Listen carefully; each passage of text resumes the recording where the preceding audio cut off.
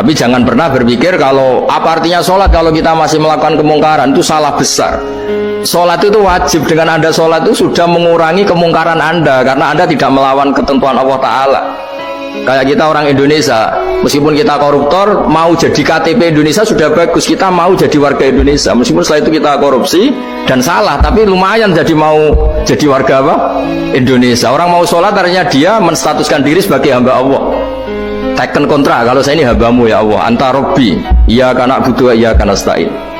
Soal salah ya salah aja, yang sama, kita tetap warga Indonesia meskipun kita salah, meskipun kita koruptor, meskipun kita salah, tetap aja warga Indonesia yang berhak mendapat jatah makan meskipun di penjara, meskipun apa. Sama, kita ini hamba Allah yang mengakui kalau Allah itu Tuhan, kita hamba.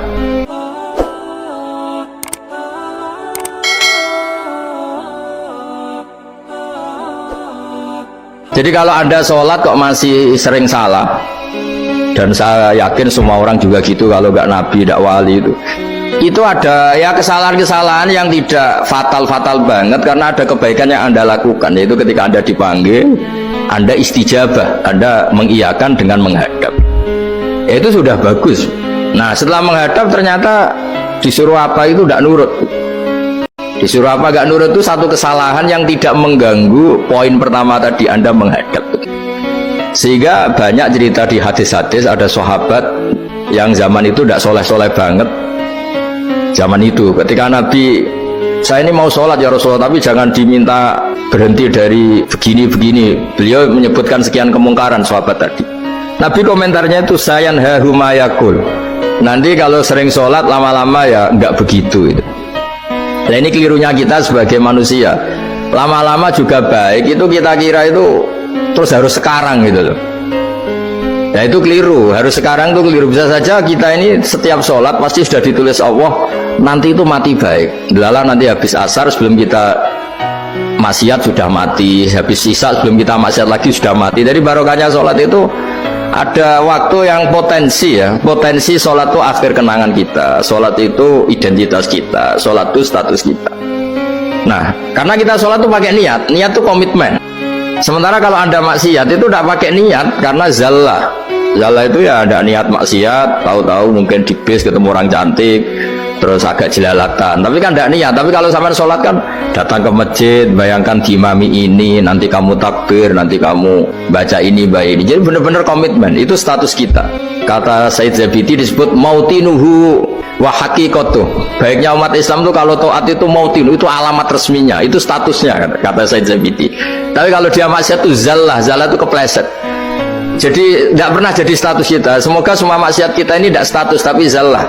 Jadi ketika taat itu status, hakikat kita. Maka falau butiyah ya haqiqatuh wa mautinuhu wa dzatuh. Ini kata Said Abdul Az-Zabidi, pengarang Ithaf. Orang Islam itu orang yang ketika ibadah itu identitasnya in betul. Ketika ibadah itu Allahu Akbar, dia berharap rahmatnya Allah gini-gini.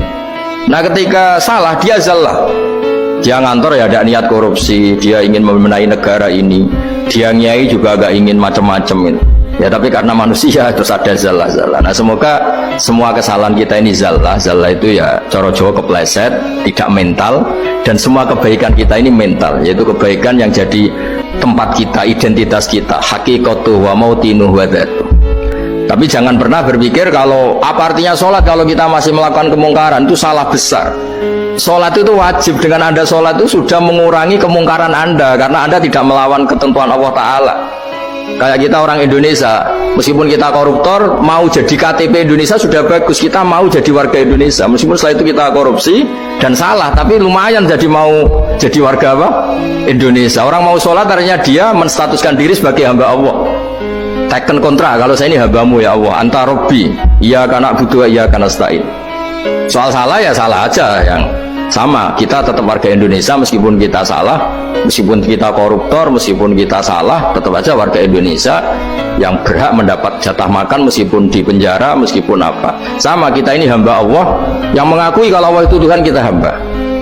Dan barokahnya pengakuan itu insya Allah di cerita-cerita syafaat, kalau kita dosa atau apa, insya Allah dapat syafaatnya Rasulullah SAW, karena kita tidak pernah lari dari status kehambaan. Ini yang harus dipegang, makanya status kehambaan ini nggak boleh hilang. Kita harus sering bilang Robbi, Robbi, Tuhanku yang merawat aku, yang memberi aku.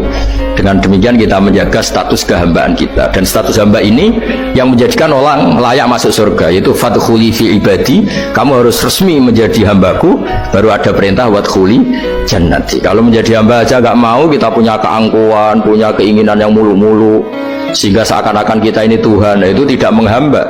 Kita harus fadkhuli fi ibadi, baru wadkhuli jannati.